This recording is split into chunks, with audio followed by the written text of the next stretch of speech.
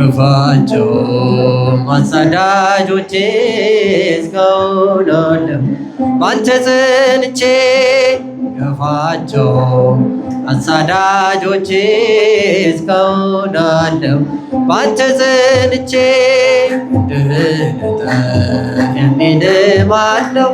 ማዳንን ተወ የሚል ማነው? ቢከፋቸው አሳዳጆቼ እስካሁን አለሁ ባንተ ጸንቼ ቢከፋቸው አሳዳጆቼ እስካሁን አለሁ ባንተ ጸንቼ ማለፌ ሲቀር ሕይወት ሲበላ ሲያልፍ ከላዬ የሞቴ ጥላ ለምን አዘኑ ሰዶቃያኖ ስለከፋቸው ላይቀር ማዳኑ?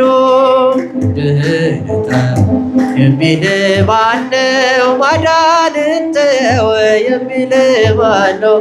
ቢከፋቸው አሳዳጆቼ እስካሁን አለሁ ባንተ ጸንቼ ቢከፋቸው አሳዳጆቼ እስካሁን በግንባሬ ላይ አይንን ቢሰራ ቢደባለቀኝ ከሚያዩት ጋራ ፊታችሁ ባዘን ለምን ጠቆረ? ሁሉን ቻይ ጌታ ስለከበረ ድህነተ የሚል ማነው? ማዳንን ተወ የሚል ማነው? ቢከፋቸው አሳዳጆቼ እስካሁን አለሁ ባንተ ጸንቼ ቢከፋቸው አሳዳጆቼ እስካሁን አለሁ ባንተ ጸንቼ ስምዖን ዞር በል ይከፈት በሮ ይብቃ ሲምረን ማንጎራጎሮ ኃጢአቴን ፈቅዶ ጌታ ከተወው ምን ተጎዳ በእንባዬ ባት ድህነተ የሚል ማነው? ማዳንን ተወ የሚል ማነው? ቢከፋቸው አሳዳጆቼ እስካሁን አለሁ ባንተ ጸንቼ ቢከፋቸው አሳዳጆቼ እስካሁን አለሁ ባንተ ጸንቼ አትዝጎት በሮን እንመላለስ የተወደደው እኛ ላይ ገዝ የምናቀርበው በጌትነቱ የከበረውን ይዘናል ድህነተ የሚል ማነው?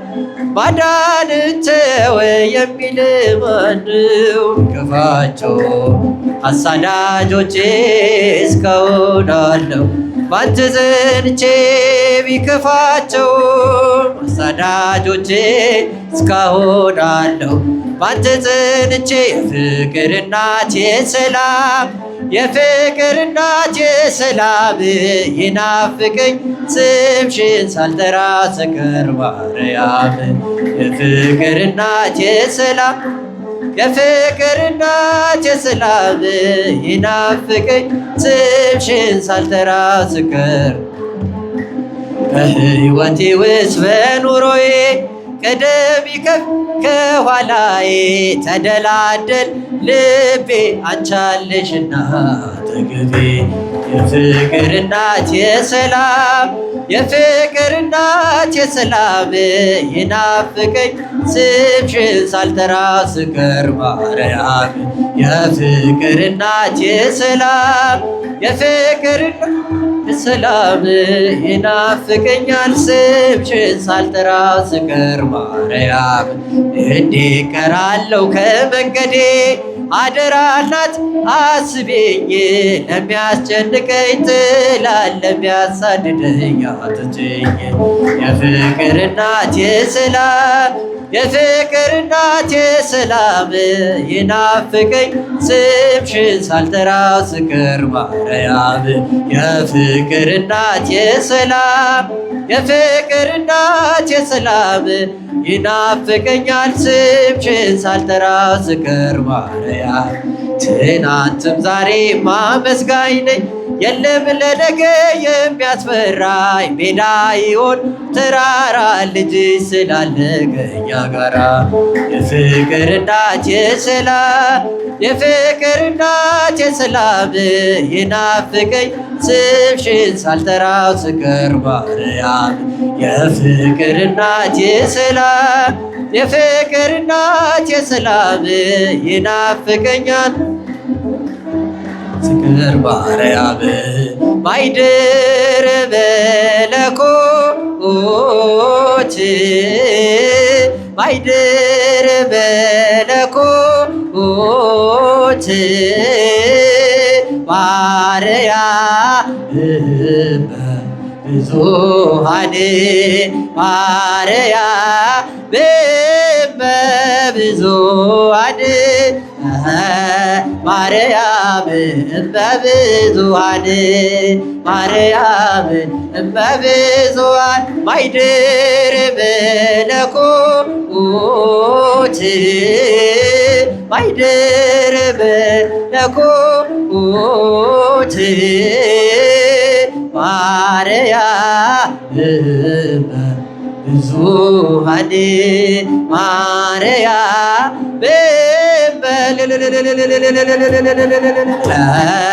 ማርያም በብዙኃን ማርያም በብዙኃን ማይደር መለኮት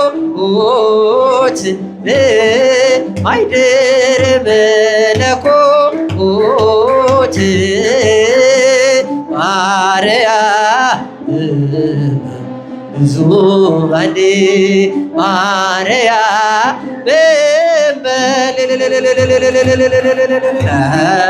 ማርያም በብዙኃን ማርያም ዘምራለች ልቤ ተነሳሳ ዘምር ዘምራለች ልቤ ተነሳሳ የአምላኬን ቸርነት እንዴት ብዬ ልርሳ ያደረገልኝን እንዴት ብዬ ልርሳ ዘምር ዘምራለች ልቤ ተነሳሳ ዘምር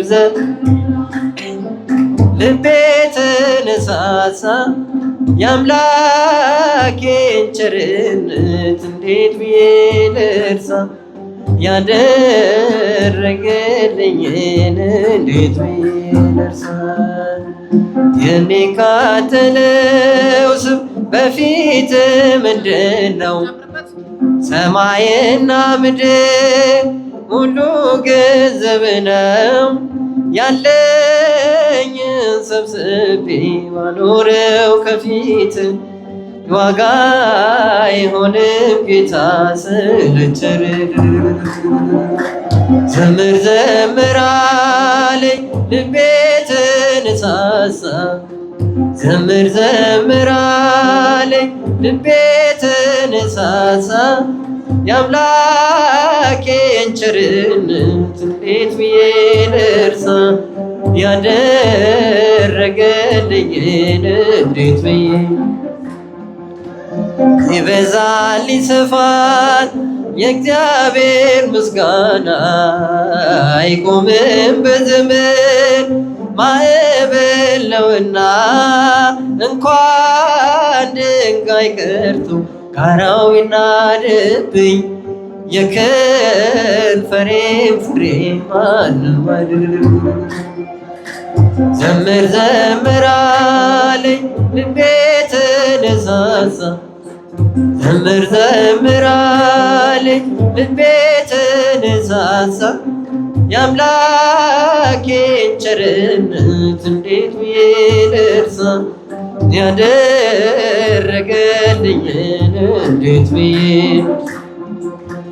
የጳውሎስ የሲላስ መከራው ቢጸና አልተወም ቅኔውን የአምላኬን ምስጋና ሊያስጥለኝ አይችልም ስር ሰንሰለቴ አለብኝ ውለታ የሰማይ ዘምር ዘምራለች ልቤ ተነሳሳ ዘምር ዘምር አለኝ ልቤ ተነሳሳ የአምላኬን ቸርነት እንዴት ብዬ ልርሳ ያደረገልኝን እንዴት ብዬ የተደረገለት ብዜ ተቀበለ ይኖራል በፍቅሩ እየተቃጠለ ክብሬን ሁሉ ትቼ ልዘምርልህ ይህ ነው ችሎታዬ ላንተ ምስል ዘምር ዘምር አለ ልቤ ተነሳሳ ዘምር ዘምር አለ ልቤ ተነሳሳ የአምላኬን ቸርነት እንዴት ብዬ ልርሳ ያደረገልኝን እንዴት ብዬ ልርሳ ኪዳነ ምሕረት ኪዳነ ምሕረት ኪዳነ ምሕረት አንባ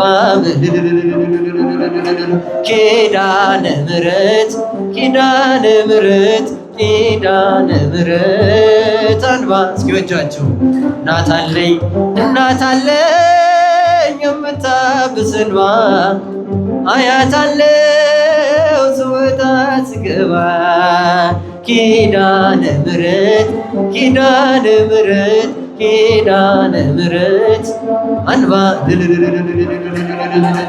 ኪዳነ ምሕረት ኪዳነ ምሕረት ኪዳነ ምሕረት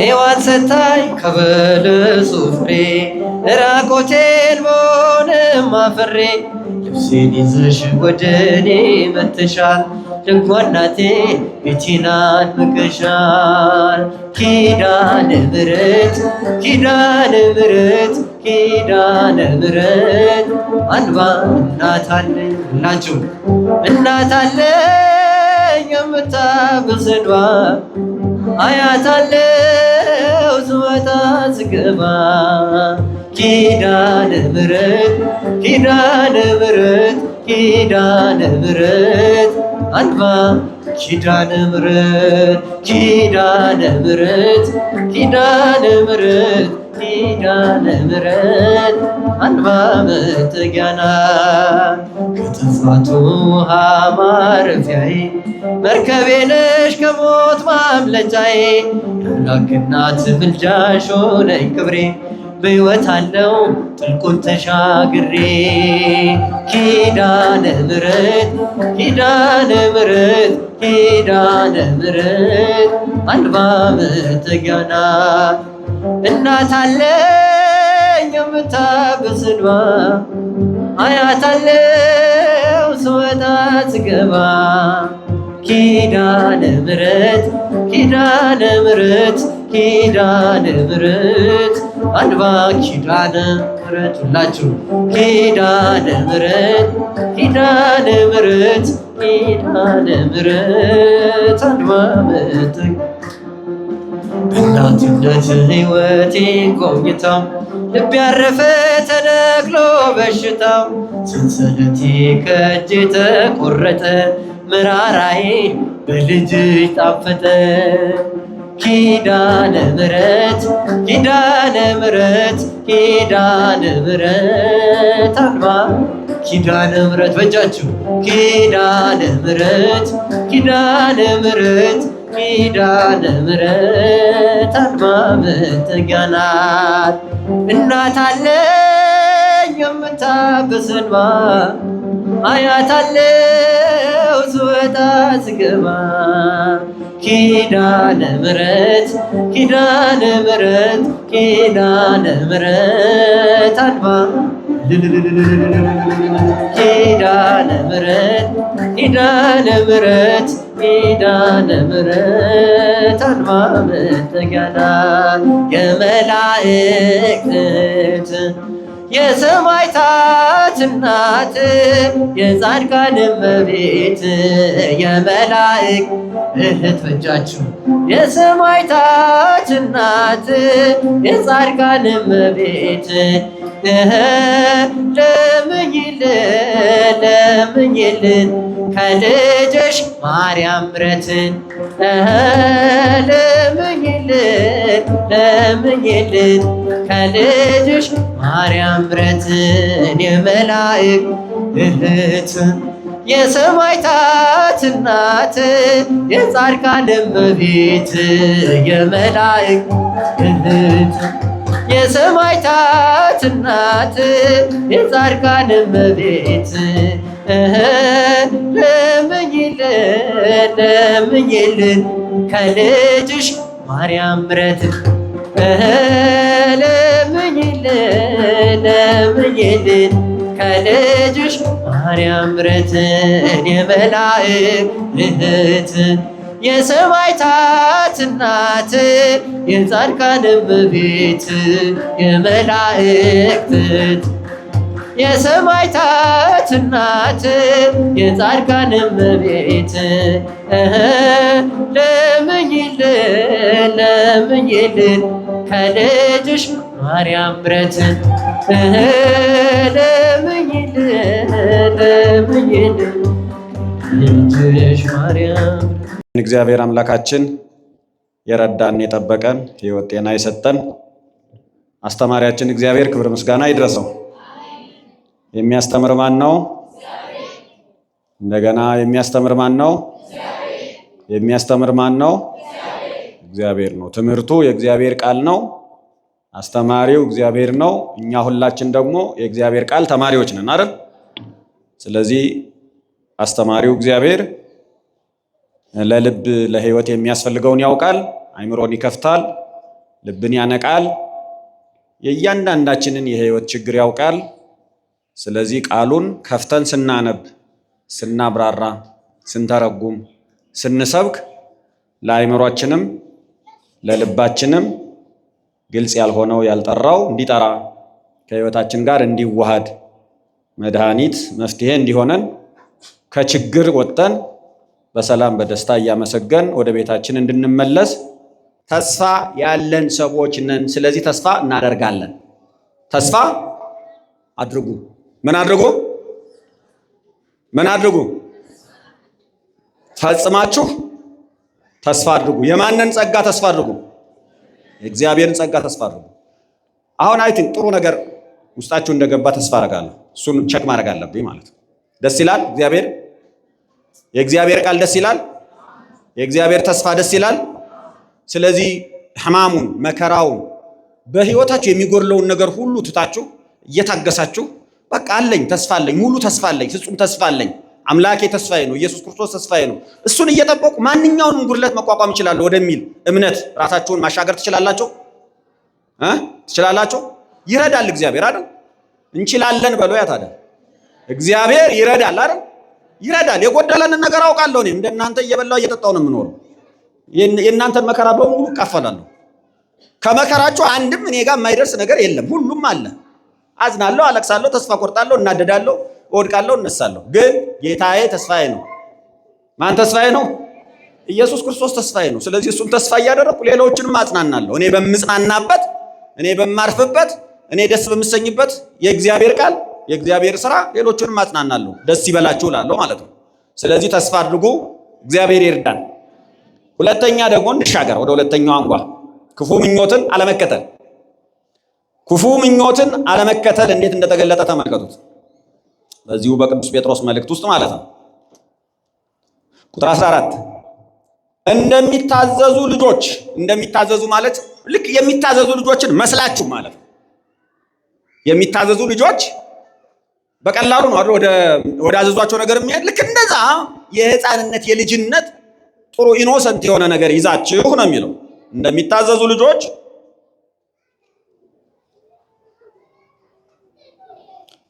ባለማወቃችሁ አስቀድሞ የኖራችሁበትን ምኞት አትከተሉ ይላል።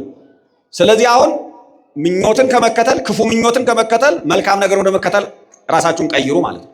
ልክ እንደሚታዘዙ ልጆች አሁን ምን ያደርጋሉ? ይሄንን ተው ሲባሉ ይተዋሉ አይደል? ታዘዛሉ አይታዘዙ? ታዘዛሉ።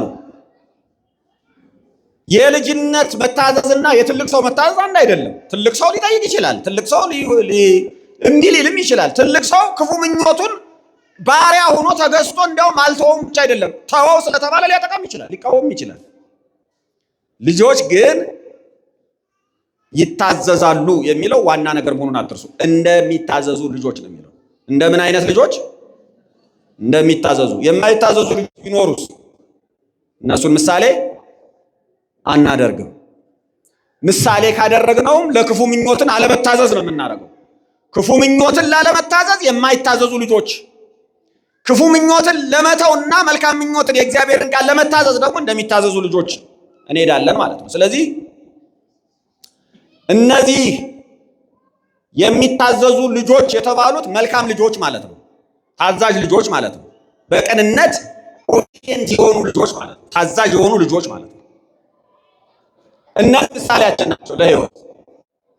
ከምን ለመውጣት? ከክፉ ምኞት ወጥተን ወደ ምን ለመሄድ ማለት ነው? ወደ መልካም ነገር ለመሄድ ማለት ነው።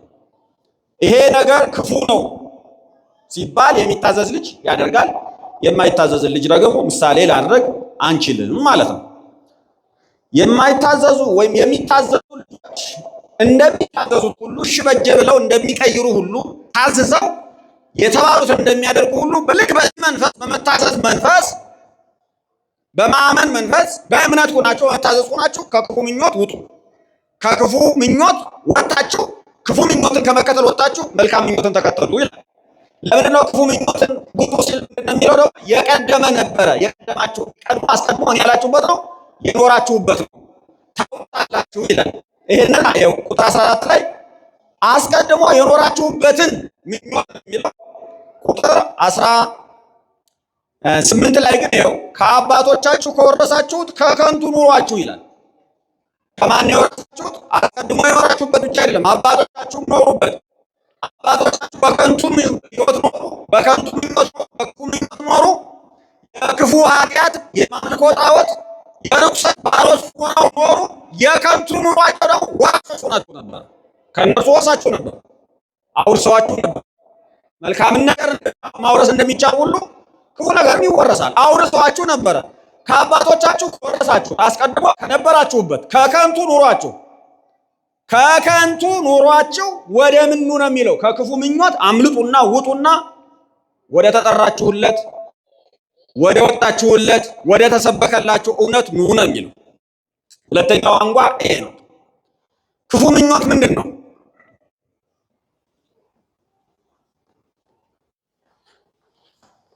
ክፉ ምኞትን በብዙ መንገድ ልንተነትነው እንችላለን። ግን ማጥሪያ አንድን ነገር ክፉ ነው አይደለም ብለን መመዘኛ ማጣሪያ ቀላል መንገድ መከተል ትችላላችሁ። ቀላል አንድ ምኞት ጥሩ ነው አይደለም ብላችሁ ለመለየት ከፈለጋችሁ ማለት ነው። እነዚህን ሁለቱን ነገሮች ካደረጋችሁ በቀላሉ ሊታያችሁ ይችላል። አንዱ ላይ ይታያችሁ ይችላል በቀላሉ፣ ግን አንዱ ይመራችኋል። የመጀመሪያው ሰውን ይጎዳል አይጎዳም? ያ ክፉ ነገር ያሰብኩት ነገር ሰውን ይጎዳል አይጎዳም? ኢየሱስ ክርስቶስ ምን አለ በትምህርቱ ውስጥ? በአንተ ሊደረግብህ የማትፈልገውን ነገር ሁሉ በሌላው ላይ ምን ታደርጋለህ? ምን ማለት ነው? ምንም ከሩቅ መለኪያ መውሰድ የለብህም። አንተ ላይ እንዲደረግ የማትፈልገውን ነገር በባልንጀራ ላይ ማድረግ አትፈልግ፣ አትመኝ፣ አታድርግ ማለት ምን ማለት ነው? ምኞትህን ቸክ አድርገው። እኔ ላይ ሰዎች እንዲህ ቢያደርጉ እንዲህ ላይ አድርግባቸው ብዬ የምናገረው ነገር ይጠቅመኝ ነበር? አይጠቅምም። ስለዚህ ተወው። ኦኬ፣ አንድ። ከዛ ቀጥሎስ እግዚአብሔርን ያከብራል ወይ? ደስ ያሰኛል ወይ? እግዚአብሔርን የሚያከብርን እግዚአብሔርን ደስ የሚያሰኝን ነገር ለማስተዋል በጣም ሊከብዳችሁ ይችላል። በብዙ መንገድ መማርን ይፈልጋል። በእምነት ማደግን ይፈልጋል። መሰልጠንን ይፈልጋል። በተለይ ምኞቶች ከሆኑ መልካም መስለው በጣም ሰብትል ሆኖ የሚመጡበት ጊዜ አለ። ሰይጣን እዚህ ድረስ ያታለላል፣ በጣም ይጠጋል። ማለት ሰይጣን ራሱን ሰይጣን ሆኖ እያለ የብርሃን መልአክ እስከ መምሰል ድረስ ራሱን ይቀይራል። ክፉ ምኞቱንም መልካም ምኞት አስመስሎ በጣም ይቀርባል፣ በጣም ይጠጋል። በቀላሉ ግን ይሄ ነገር እኔን ይጎዳል፣ እኔ ይጠቅማል፣ ባልንጀራ ይጎዳል የሚለውን ቸክ ማድረግ ከራስ ጋር እና ከባልንጀራ ጋር ባለ ሪሌሽንሽፕ ይሄን የማደርገው እኔን ለመጥቀምና ባልንጀራዬን ለመጉዳት ነው። እኔ ስጠቀም ባልንጀራ ይጎዳል አይጎዳም? እኔ የሚጠቅመኝን ነገር ለባልንጀራ ማድረግ እፈልጋለሁ አልፈልግም? ይሄን ነገር ቸክ አደረጋችሁት በቀላሉ ያ መልካም ነገር መሆኑን ታውቁታላችሁ። ባልንጀራችሁ የሚጎዳ ከሆነ ትጡታላችሁ። እናንተ የሚጠቅማችሁ ክፉ ነው ማለት ነው። ባልንጀራችሁን የሚጠቅም እናንተን የሚጠቅም ከሆነ ለባልንጀራችሁ የማድረግ ግዴታ ይጥልባችኋል ማለት ነው። ይሄ በቀላሉ ቸክ ታደርጉታላችሁ። እግዚአብሔርን በምን መንገድ ምን ብናደርግ ምን ብንመኝ ነው ደስ የምናሰኙ? ብዙ ነገሮችን እናውቃለን። ሰይጣን ፈተና አድርጎ ሲያመጣው ግን ሲቀይረው ግን በጣም ይጠጋናል፣ በጣም ያስመስልብናል እና ፈታኝ ሊሆን ይችላል። እግዚአብሔር ይርዳን። ሁለተኛው አንጓ ይሄ ነው። ሶስተኛው አንጓ ቅዱሳን መሆን ነው። ቅዱሳን መሆን ማለት ምን ማለት ነው? መጀመሪያ ቅዱስ መሆን ማለት መለየት ማለት ነው። በቀላሉ በጣም ሩቅ ብዙ ምርምር አታድርጉበት ማለት ነው። መቀደስ ማለት ምን ማድረግ ነው? መለየት ማለት ነው። በቀላሉ ማመስገን የሚል ሌላ ትርጉም አለው። ግን አንድ ነገር ቅዱስ ነው ከተባለ አንድ ነገር የተለየ ነው ማለት ነው። ለማን? ለእግዚአብሔር መለየት። ለማን መለየት? ለእግዚአብሔር መለየት።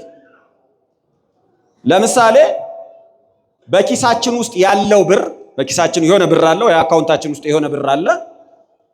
በኪሳችን ውስጥ ያለውን ብር ወይም አካውንታችን ውስጥ ያለውን ብር ወስነን ይሄን ያህሉን ለእግዚአብሔር ልስጥ ብለን ወስነን ስንናገርና ስናደርገው ባናደርገው እንኳን ከወሰንበት ጊዜ ጀምሮ ያ ነገር ለእግዚአብሔር የተቀደሰ ነው ይባላል። ባናደርገው ለምሳሌ 100,000 ብር አካውንት ውስጥ ያለ ሰው 10,000 እሰጣለሁ ብሎ አስቦ ወይም ተናግሮ ከሆነ ያ 10,000 ብር ለእግዚአብሔር ምንድነው ማለት ነው? የተቀደሰ ነው፣ የተለየ ነው። በቃ የሱ አይደለም ማለት ነው። ለየው ማለት ነው ለእግዚአብሔር። ስለዚህ መቀደስ ማለት መለየት ማለት ነው። ለማን መለየት ሲባል ግን ለምን መለየት ሲባል ግን ለእግዚአብሔር ክብር፣ ለእግዚአብሔር ለአምላካችን መለየት ማለት ነው። ለመለየት እዚሁ ቦታ ላይ የተጻፈልን ሁለት ምክንያቶች አሉ። እዚሁ አሁን የተጻፈው ቅድስና ራሱን የቻለ በጣም ሰፊ ትምህርት ስለሆነ ስለ ቅድስና ግን መቀደስ ብንፈልግ ለምንድነው እንድንቀደስ የታዘዝነው? ምንድን ነው ለሚለው ሁለት ቃሎች ተቀምጠውልናል። ቁጥር 15 እና 16 አንደኛ እግዚአብሔር ቅዱስ ነው ይላል። እግዚአብሔር ምንድን ነው? ቅዱስ ነው። አምላካችን ምንድን ነው? ቅዱስ ነው፣ ልዩ ነው። እርሱ ቅዱስ ስለሆነ በቅድስናው በልዩነቱ እናከብረዋለን ማለት ነው። ጥሩ እንደውም በዚህ ወቅት የእመቤታችን የቅድስት ድንግል ማርያም ውዳሴ ማርያም በተደጋጋሚ ሲተረጎም ምን ሰማው ስላለ ሰአሊ ለነ ቅድስት ሆይ ለምኝልን እንላለን። ቅድስት የሚለውን ቃል ሰምታችኋል? ትርጉሙን ምን ማለት ነው? ወይም ቅዱስ የሚለው ቃል አሐዱ ዘእምቅድስት ሥላሴ ስንልም ቅዱስ የሚል ቃል ሲመጣም እዛ ቅዱስ የሚለውን ቃል ባገኘንበት ቦታ ላይ እግዚአብሔር ቅዱስ ነው ከተባለ ንጹሕ፣ ጽኑ፣ ክቡር፣ ልዩ ማለት ነው እንላለን። ንጹሕ፣ ጽኑ ማለት የጸና አይነቃነቅ ማለት ነው። ንጹሕ፣ ጽኑ፣ ክቡር ነው። ንጹሕ ሁኑ ማለት ነው። የከበራችሁ ሁኑ ማለት ነው። የጸናችሁ ሁኑ ማለት ነው። በቀላሉ ግን የተለያችሁ ሁኑ። ለማን? ለእግዚአብሔር የተለያችሁ ሁኑ። ለምን? እርሱ እግዚአብሔር ቅዱስ ስለሆነ፣ እርሱ እግዚአብሔር ንጹሕ ስለሆነ፣ እርሱ እግዚአብሔር ጽኑ፣ ልዩ፣ ክቡር ስለሆነ እናንተም ለእግዚአብሔር ለንጹሑ፣ ለቅዱሱ፣ ለጽኑዑ፣ ለክቡሩ ምን በሉለት? ተለዩለት ማለት ነው። የሱ ሁኑ ማለት ነው። ስለዚህ አንዱ ምክንያታችን እግዚአብሔር ቅዱስ ስለሆነ ነው። እግዚአብሔር ቅዱስ ነው ማለት ከርኩሰት ጋር ምንም አይነት ህብረት የለውም ማለት ነው። ማንም ሰው ኃጢአት የሚሰራ ከሆነ ከእግዚአብሔር ጋር ህብረት የለውም። ቃል በቃል የተጻፈ ነው። ኃጢአት የሚያደርግ ሰው እሱ የእግዚአብሔር ልጅ አይደለም። ኃጢአትን የሚሰራ ሰው ከእግዚአብሔር ጋር ህብረት የለውም። ከቅዱሱ ከእግዚአብሔር ጋር ህብረት ያለው ሰው ኃጢአት ውስጥ አይገባም። ኃጢአትን ይጠላል፣ ይቃወማል። ኃጢአትን ይጥቃል እንጂ ኃጢአት ወዳጅ አይሆንም። ኃጢአት አንጋሽ አይሆንም። በኃጢአት የሚደሰት አይሆንም። ኃጢአትን እንደ እናት እንደ ዘመድ ወዶ የእሷ ባሪያ የሚሆን አይደለም፣ አይችልም። ምክንያቱም እግዚአብሔር አጠገቡ አለ፣ በህይወቱ ውስጥ አለ። አጠገቡ አይደለም እንደው በህይወቱ አለ። እግዚአብሔር አድሮበት ይኖራል። ቅዱስ ካደረበት ሌላ እንግዳ መጋበዝ የለበት። ርኩስ የሆነ እንግዳ መጋበዝ የለበት። ካልሆነ ከቅዱሱ ጋር ይጣላል ማለት ነው። አድሮበት ከሚኖር ከእግዚአብሔር መንፈስ ጋር ይጣላል ማለት ነው። ስለዚህ የመጀመሪያው ለምንድን ነው ቅዱሳን የምንሆኑ? ቅዱስ እግዚአብሔር የጠራን ቅዱስ ስለሆነ የተጠራነው ወደ ቅዱሱ እግዚአብሔር ስለሆነ። ሁለተኛው ደግሞ መጽሐፍ ስላዘዘ ነው። ቅዱሳን ሁሉ ተብሎ ስለተጻፈ ይላል። እዚሁ ምን ስለተባለ? ስለተጻፈ። ቅዱሳን ሁኑ ተብሎ ታዘዘናል፣ ተጽፎልናል። እግዚአብሔር ቅዱስ ሆኖ እኛ ቅዱሳን ሆኑ ተብለን ባንታዘዝ ኖሮ ቅዱሳን ሁኑ የሚል እኮ ትእዛዝ የለም። እሱ ቅዱስ ቢሆንም እኮ እኛ አንችልም ማለት ነው ብለን ልንከራከር እንችል ነበር። ቅዱሳን ሁኑ ያለን እግዚአብሔር እርሱ ቅዱስ ሆኖ እኛም እርሱን መምሰል እንድንችል፣ ለእርሱ መለየት እንድንችል፣ ለእርሱ ንጹሐን እንድንሆን ስለምንችል ነው። ደግሞም በመልኩ ነው የፈጠረን፣ በምሳሌው ነው የፈጠረን። በመልኩ መፈጠር ማለት እርሱን በመምሰል መፈጠር ማለት ነው። በመልኩ ከፈጠረን፣ በምሳሌው ከፈጠረን እርሱን መምሰል ነው ዋና ዓላማችን ማለት ነው። እንዲያውም በቴዎሎጂ ትምህርት የመጨረሻው የሰው ልጅ ግብ ምንድን ነው? የመጨረሻው የሰው ልጅ ግብ፣ የክርስቲያኖች ግብ፣ የምዕመናን የመጨረሻው ግብ፣ የቤተ ክርስቲያን የመጨረሻ ግቧ ምንድን ነው? ክርስቶስን መምሰል ይባላል። ቱ ቢ ላይክ ክራይስት ማለት ነው። ክርስቶስን መምሰል ላይክ ክራይስት ነው ያለው። ክርስቶስን መምሰል። ክርስቶስ ቅዱስ ነው፣ ንጹህ ነው፣ የዋህ ነው፣ ትሁት ነው። ልክ እንደ ክርስቶስ የዋህ ንጹሃን፣ ትሁታን፣ ቅዱሳን መሆን ማለት ነው። ኢትስ አ ፕሮሰስ ኦፍ ቢካሚንግ ላይክ ሆሊነስ። ክርስቲያኒቲ ክርስቲያን ላይፍ ኢትስ አ ፕሮሰስ ቢካም ላይክ ክራይስት ነው። ወደ ክርስቶስ ማደግ ፋይናይት ግሮዝ ይባላል። በርግጥ እሱ ኮምፕሌክስ የሆነ ሌላ ስራ ነው። ሲምፕል ተረዱ።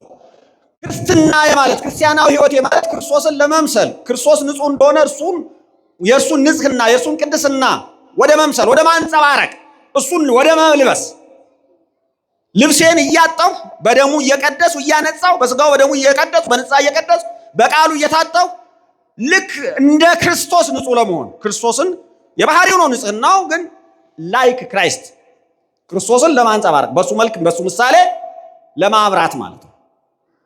ከዋክብት ነን፣ ጻድቃን እንደ ፀሐይ ያበራሉ ነው የሚለው። ያንን ለመልበስ ማለት ነው። ስለዚህ ቅዱሳን እንድንሆን ታዝዘናል። እነዚህንም መለማመድ እንድንችል እግዚአብሔር ይርዳል። ፈተናው ብዙ ነው። የቅድስና ፈተናዎች ብዙ ናቸው። እሱን ማብራራት አሁን ጊዜ የለኝም። 4 በእንግድነት ዘመናችን በፍርሃት መኖር። አሁን ይሄ የቅድስና ኑሮም የተስፋ ኑሮም እንደገና ከክፉ ምኞት የመራቅ ኑሮም አንድ ነገር ያስተምረናል። ፍርሃት የሚባል ጥበብ። ምን የሚባል ጥበብ? ፍርሃት የሚባል ጥበብ። ማንን መፍራት? እግዚአብሔርን በመፍራት ማለት ነው። እግዚአብሔርን መፍራት የጥበብ ሁሉ ምንድነው እንላለን? መጀመሪያ ነው። የላቀው ጥበብ ምንድነው? ትልቁ ጥበብ ምንድነው? የመጀመሪያው ጥበብ ምንድነው? የጥበባት ሁሉ ጥበብ ምንጭ ምንድነው ከተባለ እግዚአብሔርን መፍራት ማለት። በልባችን ውስጥ እግዚአብሔርን መፍራት ከሌለ ጥበባችን ዜሮ ነው ማለት። ምን ጥበብ የለንም የፈለገ ብትሆን ማለት ነው። አሁን እዚህ የምትሰሙኝ ሀብት ያላችሁ እውቀት ያህል ትምህርት የተማራችሁ እግዚአብሔር ከሆነ ጉዳይ አይደለም። ልባችሁ ውስጥ እናንተ ውስጥ እግዚአብሔርን መፍራት ነው። እግዚአብሔርን መፍራት በልቡ ያለው ፕሮፌሰር፣ ዶክተር፣ ሐኪም፣ ፖለቲከኛ፣ ኢኮኖሚክስ ቢመጣ ሀገር ያልቃል። አደጋ ነው። በቀጥታ ለአገልጋዮችም ለምእመናንም ለሁላችሁ እምነት የሌለው እውቀት፣ ፍቅር የሌለበት እውቀት፣ እግዚአብሔርን መፍራት የሌለበት እውቀት አደጋ ነው። ቦምብ ነው፣ መርዝ ነው፣ አደጋ ያመጣል። ለምን? ያልተገራ ፈረስ ማለት ነው። እምነት የሌለበት እውቀት ማለት ያልተገራ ፈረስ ማለት ነው። አደጋ ፈጥሮ የሆነ ቦታ ላይ ጥሎን የሚሄድ ፈረስ ማለት ነው። አዋቂዎች መቼ ነው የሚጠቅሙን? እውቀት መቼ ነው የሚጠቅመን? እግዚአብሔርን መፍራት ካለ። በኢኮኖሚም በፖለቲካም በታሪክም በሳይንስም በቴክኖሎጂም በፈለጋችሁ መንገድ ጠቢባን ሁኑ፣ ተማሩ፣ እንፈልገዋለን። ግን ያንን ጥበባችሁን ያንን እውቀታችሁን ያንን አቅማችሁን እግዚአብሔርን በመፍራት ካልገራችሁት በእንግድነት ዘመናችሁ በዚህ በአጭሯ ዘመናችሁ አደጋ ፈጥራችሁ ሁሉ ልትሄዱ ትችላላችሁ። ራሳችሁ ላይ፣ ቤተሰባችሁ ላይ፣ ሀገራችሁ ላይ አደጋ ፈጥራችሁ ትሄዳላችሁ።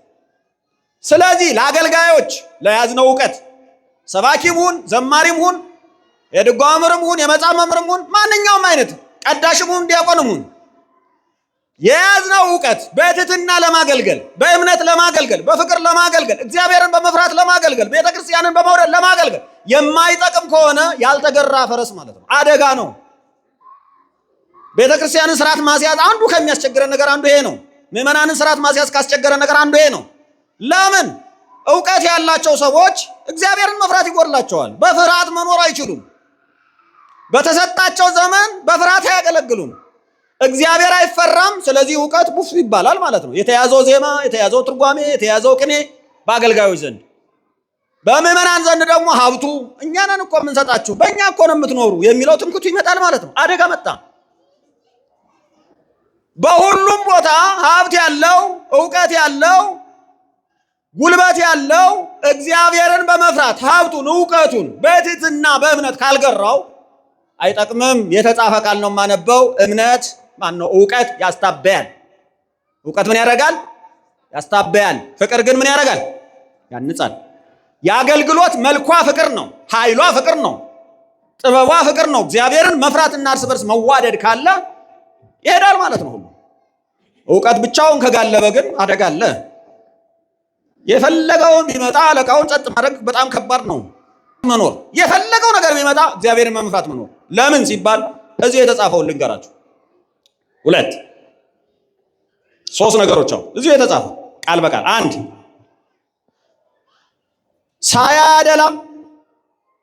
ሳያደላ በሰዎች መካከል ልዩነት ሳይፈጥር የሚፈርደውን ነው አባት ብላችሁ የምትጠሩት ይላል። ታዲያ እነዚህ አይነት ሰዎች ሲያደሉ ሊፈሩ ይገባል። እኔ እኮ አባቴ ሳያደላ የሚፈርድ ነው ብሎ በፍርዱ ሊፈሩ ይገባል። አባት ሳያደላ የሚፈርድ ከሆነ ሳያዳላ ምንም አይነት በሰዎች መካከል ልዩነት ሳይፈጥር የሚፈርደውን እርሱን አባት ብለህ ከጠራው አንተ አንድ ስነ ስርዓት መያዝ አለብህ። ምንድን ነው እርሱ? በፍርሃት መኖር። ምክንያቱስ የሚፈርደው እግዚአብሔር ሳያደላ ነው። አንተም ላይ ሳያደላ ምን ያደርግብሃል ማለት ነው? ይፈርድብሃል ማለት ነው። እግዚአብሔር ይርዳን። 2ኛ የተከፈለልን ዋጋ ማወቅ አለብን። የተከፈለልን ዋጋ ምንድን ነው የሚለው? በጣም እዚህ ጋር ይሄን ላነበው በጣም ጊዜ የለኝም፣ ግን መተው አልችልም። ይሄንን ምን ይላል? ከአባቶቻችሁ ከወረሳችሁት ከከንቱ ኑሯችሁ በሚያልፍ ነገር በብር ወይም በወርቅ ሳይሆን ነውርና እድፍ እንደሌለው እንደ በግ ደም በክርስቶስ የክቡር ደም እንደተዋጃችሁ ምን ትላላችሁ? ታውቃላችሁ ነው የሚለው። በማን ደም ነው የተዋጀ ነው? በኢየሱስ ክርስቶስ ደም። እነማን ናቸው የተዋጁ? እነገሌ አይደሉም። ሁላችን ነው የተዋጀ ነው። ሁላችን የተከፈለልን ዋጋ ካወቅን ለመፍራት እድል እናገኛለን። ዋጋዬ ትልቅ ነው፣ ስለዚህ ኃጢአት ውስጥ አልገባም። ደም ተከፍሎልኛል፣ ኃጢአት ውስጥ አልገባም። ደም ተከፍሎለታል፣ በእሱ ላይ አልፈርድም፣ እሱን አልጎዳም፣ እሱን አላዋርድም። ምክንያቱስ ክቡር የክርስቶስ ደም ተከፍሎላታል ማለት እንችላለን። ሳያደላ የሚፈርደውን አባት እያልክ ለእያንዳንዱ ክቡር የክርስቶስ ደም እንደፈሰሰለት እያወቅ አንተ በፍርሃት የማትኖር ከሆነ ይሄ ፍርሃትን ካላስተማረ፣ ትሕትናን ካላስተማረ፣ የዝቅ እንድትል ካላደረገ በምንም መንገድ አንድን ሰው ትሕትና ልናስተምረው አንችልም። የእግዚአብሔር ፍጹም ፈራጅነት የክርስቶስ የደም ዋጋ ገብቶት በፍርሃት በትሕትና እግዚአብሔርን በመውደድ የማያገለግል ከሆነ በሌላ መንገድ መለወጥ አይቻልም። በጣም አስቸጋሪ ነው የሚሆነው ማለት ነው። 4ኛ በጣም የሚገርመው ይሄ ክብር፣ ይሄ የክርስቶስ ደም፣ ይሄ የእግዚአብሔር ሥራ ዓለም ከመፈጠሩ አስቀድሞ ጀምሮ የተሰወረ የተደበቀ የተዘጋጀ ነበረ። አሁን ደግሞ በወንጌል ተገልጧል። ምን ይላል እዚህ መሰላችሁ? ቁጥር 21 ዓለም ሳይፈጠር እንኳን አስቀድሞ ታወቀ። ምኑ? ይሄ በክርስቶስ ደም መዋጃታችሁ። ምኑ? ሳያደላ በሁሉም ላይ የሚፈርደው የእግዚአብሔር ፍርድ መገለጡ መቼ ነው የተጀመረው? ዓለም ሳይፈጠር ጀምሮ የታወቀ ነበረ። የክርስቶስ ደም፣ የክርስቶስ ሞት፣ የክርስቶስ ማዳን ድንገት ዝም ብሎ የሆነ ነገር የእግዚአብሔር ዓለም ሳይፈጠር ጀምሮ የታወቀ እግዚአብሔር ያወቀው ያዘጋጀው ነው። ዓለም ሳይፈጠር ጀምሮ የተዘጋጀና የታወቀ መሆኑ ብቻ አይደለም። ምን ይላል እዚህ? ነገር ግን እምነታችሁና ተስፋችሁ በእግዚአብሔር ይሆን ዘንድ ከሙታን ባስነሳው ክብርንም በሰጠው በእግዚአብሔር በእርሱ ለምታምኑ ለእናንተ አሁን በዘመኑ መጨረሻ ምን ተባለ? ተገለጠ። ምኑ?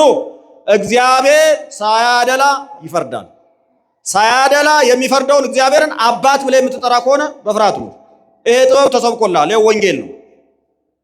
ይሄንን ያለማወቅ ወራት ነበረ ወይ? ነበረ። አሁን ያለማወቅ ወራት አልፏል። አሁን የወንጌል ወራት ነው። የስብከት ወራት ነው። የእውቀት ወራት ነው። የንስሐ ወራት ነው። የመንቃት ወራት ነው። የመነሳት ወራት ነው። ያለፈው አልፏል። ያለፋችሁን ከንቱ ኑሯችሁን ትታችሁ አሁን ከምኞታችሁ ወጣችሁ ወደ እግዚአብሔር ፍርሃት ግቡ ነው የሚለው። ወደዚህ መምጣት አለባችሁ ነው የሚለው። በጣም ግልጽ ነው። የመጨረሻው አንጓ እርስ በርስ መዋደድ ነው። እርስ በርስ ምን ማለት መዋደድ። እቺ የመጨረሻ ስለሆነች ከይቅርታ ጋር በትዕግስት ስሙ።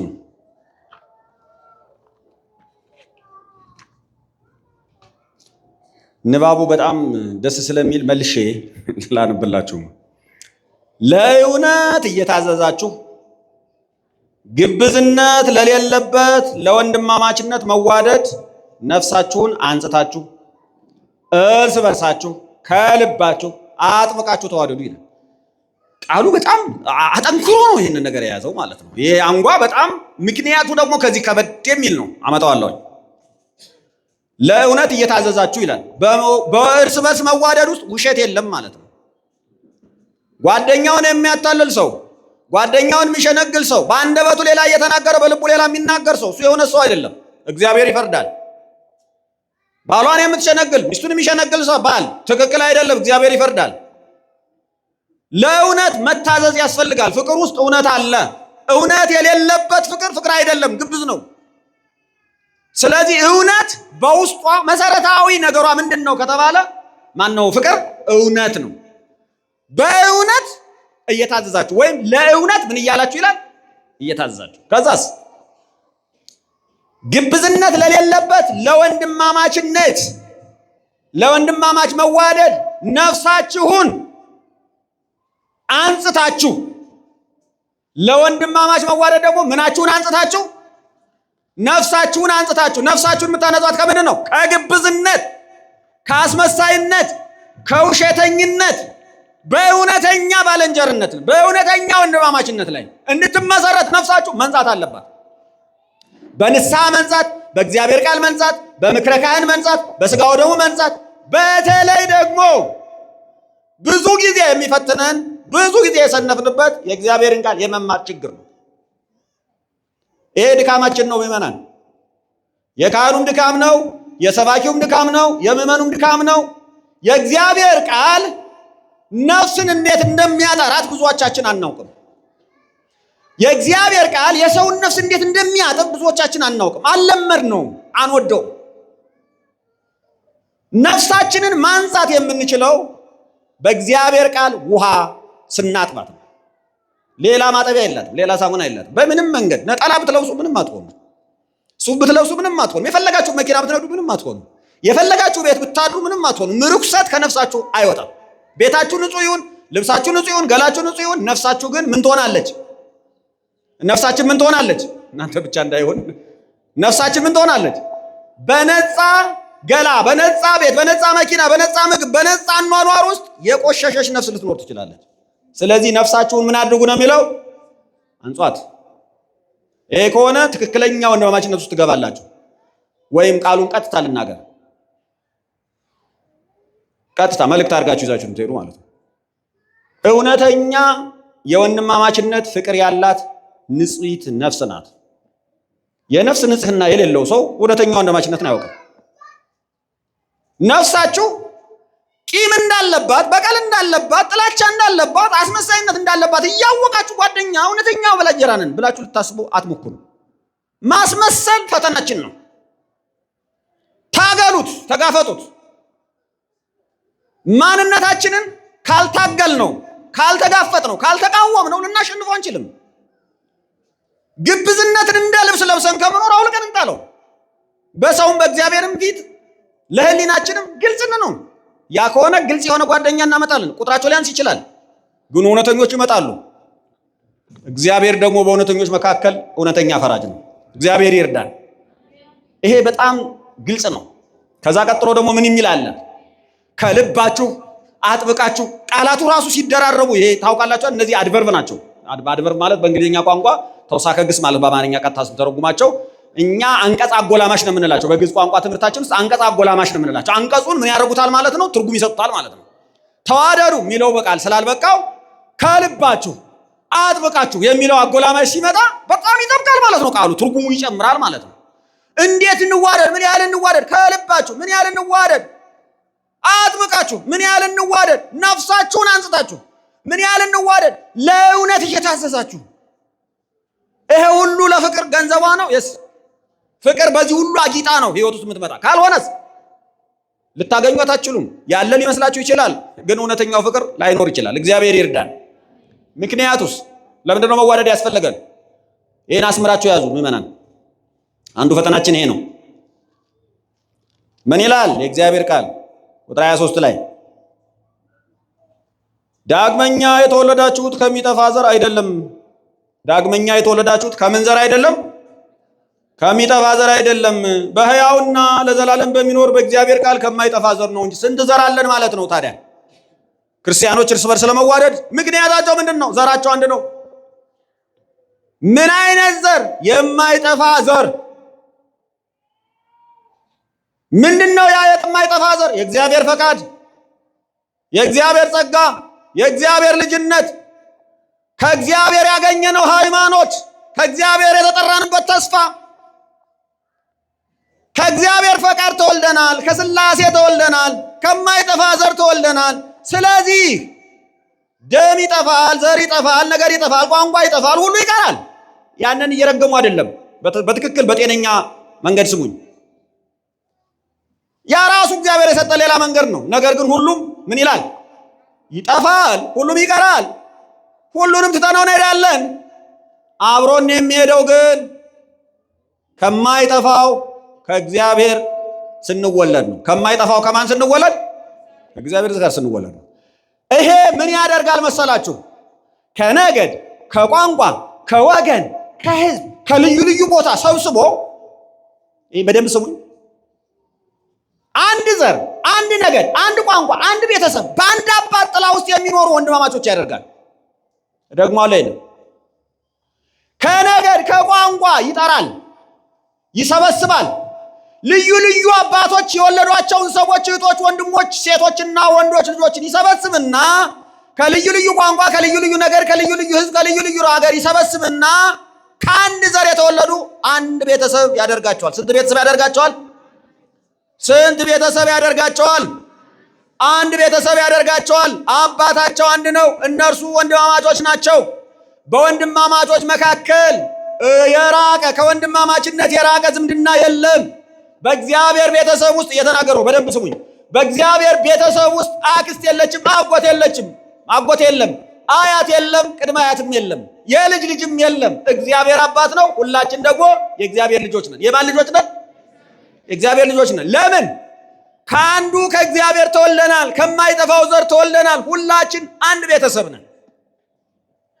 ይሄ ምን ያደርገናል? ያዛምደናል፣ ያዋህደናል። ለመዋደድ፣ ለመፋቀር፣ አጥብቀን ለመዋደድ፣ ከልብ ለመዋደድ፣ በእውነት ለመዋደድ ምክንያት ይሆነናል። ለምንድን ነው ያልተዋደድነው? አልገባንም። ቤተሰብ መሆናችን አልገባንም። የአንድ አባት ልጆች መሆናችን የሚታየን የመጣንበት አካባቢ ነው፣ የመጣንበት ቋንቋ ነው፣ የመጣንበት ነገር ነው፣ የፖለቲካ አመለካከታችን ነው ወይ የሆነ ነገራችን ነው የሚታየን። አንዱ የማይጠፋው ዘር አይታየንም። ካልታየን ደግሞ ዝምድናው አይመጣልንም። የዝምድናው ሰንሰለት የማይጠፋው ዘር አይታየንም። ካልታየን እህትማማች መሆን አንችልም፣ ወንድማማች መሆን አንችልም። አባታችን አንድ መሆን አይችልም። ሁላችንም እህቶችና ወንድሞች መሆናችን አንችልም። አንዱ አክስት አንዱ አጎት ይመስለናል። ስለዚህ እናርቀዋለን፣ ከቤታችን እናወጣዋለን። የኛ ቤተሰብ አካል አይደለም እንላለን። ቢያንስ በስጋ ይመስለናል፣ በዘመድ ይመስለናል፣ የሆነ ነገር ነው፣ እንደኛ ሰው ነው። ነገር ግን አክስት ልትሆን ትችላለች፣ አጎት ሊሆን ይችላል፣ አያት ቅድመ አያት ሊሆን ይችላል፣ ሩቅ ዘመድ ሊሆን ይችላል፣ አላውቅም፣ የሌላ ሀገር ሰው ሊሆን ይችላል፣ ግን ሰው ነው እንላለን። ግን እህትህ ናት፣ ወንድም ነው። የሚገርመው ይሄ የማይጠፋው ዘር ተረሳ፣ ተተወ። ይሄንን የማይጠፋውን ዘር የማወቅ በዚህ የማይጠፋው ዘር በማይበጠሰው ገመድ መተሳሰራችን ቦታ አልተሰጠውም። ስለዚህ ምን አለ? እንባላለን፣ እናደላለን፣ እንጣላለን፣ እንነካከሳለን። በምን ሊቆም ይችላል? በምንም አይቆምም። እግዚአብሔር ይርዳን። ቢያንስ በክርስቲያኖች መካከል ፍቅር እንዲታይ፣ እውነተኛ ፍቅር እንዲኖር እግዚአብሔር ይርዳን። በእውነት በጣም የደከመኝ ነገር ይሄ ነው። በጣም ያዛለኝ ነገር ይሄ ነው። በጣም የሚያበሳጨኝ ነገር ይሄ ነው።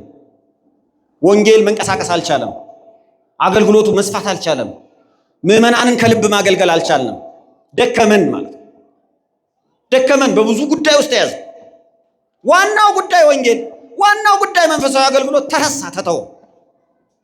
በዚህ ምክንያት ቤተክርስቲያን አቅሟ ደከመ፣ እግሯ ታሰረ። ያላመኑትን መያዝ፣ ያላመኑትን ማምጣት፣ ማሳመን ስትችል ልጆቿን እንኳን መጠበቅ አልቻለች። በቃ አትንቀሳቀስም፣ ታስራ አንዱ ወደ ጴንጤ፣ አንዱ ወደ እስላም፣ አንዱ ወደ ሆነ ፖለቲካ፣ ወደ ሆነ ዓለማዊነት ምናምን ይጓዛል ማለት ነው። እያየናቸው መንጋውን ሲሄድ ሲጠፋ መመለስ አልቻልንም። ለምን? ይሄ ቤተሰባዊ ትስስሩ ላላ፣ ይሄ ጉዳይ ትንሽ መሰለ። እግዚአብሔር አባታችን ይርዳን። ስጋ ሁሉ እንደ ሳር ነው፣ ክብሩም ሁሉ እንደ ሳር አበባ ነው። ሳሩ ይጠወልጋል፣ አበባውም ይረግፋል። የእግዚአብሔር ቃል ግን ለዘላለም ይኖራል። በወንጌል የተሰበከላችሁ እውነት ይህ ነው። በወንጌል የተሰበከላችሁ ቃል ይሄ ነው ይላል። ኢሳይያስ ምዕራፍ 40 ላይ ስታነቡት ቁጥር 6 ጀምራችሁ የሕዝብ ሳር ነው ይላል። ራሱ ሕዝቡን ነው ሳር የሚለው። ትጠፋላችሁ፣ እግዚአብሔር እፍ ሲልበት እስትንፋሱን ሲልክበት ይጠፋል ይላል፣ ይጠወልጋል ይላል። እኔ መከራ ስልክባችሁ ትደክማላችሁ፣ ትዝላላችሁ። ስፈርድባችሁ እጄን ሳነሳ፣ ዱላ ሳነሳ ትመታላችሁ፣ ትወድቃላችሁ። እንደ ሳር ናችሁ ነው የሚለው። ስለዚህ በምድር ላይ ያለውን ኃይል ሁሉ ልትመኙ ትችላላችሁ። ደግሞም ጤነኛ እስከሆነ ድረስ ለፍታችሁ እስካገኛችሁ ድረስ ክብርን ሁሉ ፈልጉ። ቤት ስሩ፣ መኪና ግዙ፣ ተማሩ፣ ልጆቻችሁን በአግባቡ አሳድጉ። በጣም ሀገራችን ከተማው ይልማ። ግን የኛ ዋና ጉዳይ ይሄ ብቻ አይደለም። ይሄ ሁሉ እንደ ሳር የምናየው ክብር ሁሉ እንደ ሳር አበባ እንደሆነ እናውቃለን፣ እንደሚጠፋ እናውቃለን። ለዘላለም የሚኖረው የእግዚአብሔር ቃል ነው። ለዘላለም የሚኖረው ምንድነው? የእግዚአብሔር ቃል ነው። ለዘላለም የሚኖረው የእግዚአብሔር ክብር ነው። በወንጌል የተሰበከልን ቃል ይሄ ነው። ይሄንን ቃል በመጠበቅ መጀመሪያ በተስፋ እንድንኖር፣ ሁለተኛ ከክፉ ምኞት እንድንርቅ፣ ሶስተኛ ቅዱሳን ሆነን በቅድስና እንድንኖር፣ አራተኛ በፍርሃት ቀሪ ዘመናችንን እንድናሳልፍ እግዚአብሔርን በመፍራት፣ አምስተኛ ደግሞ እንደ አንድ ባንድ ቤተሰብ እንደ ወንድማማችና እንደ እህትማማች አባታችን እግዚአብሔርን እያከበርን እርስ በርሳችን አጥብቀን ከልባችን ከነፍሳችን በእውነት ተዋደን ቀሪ ዘመናችንን እንኖር። እግዚአብሔር ይርዳን። ያስተማረን እግዚአብሔር ክብርና ምስጋና ይድረሰው። ሰላም ያገናኘን። ሰላም ሆነ።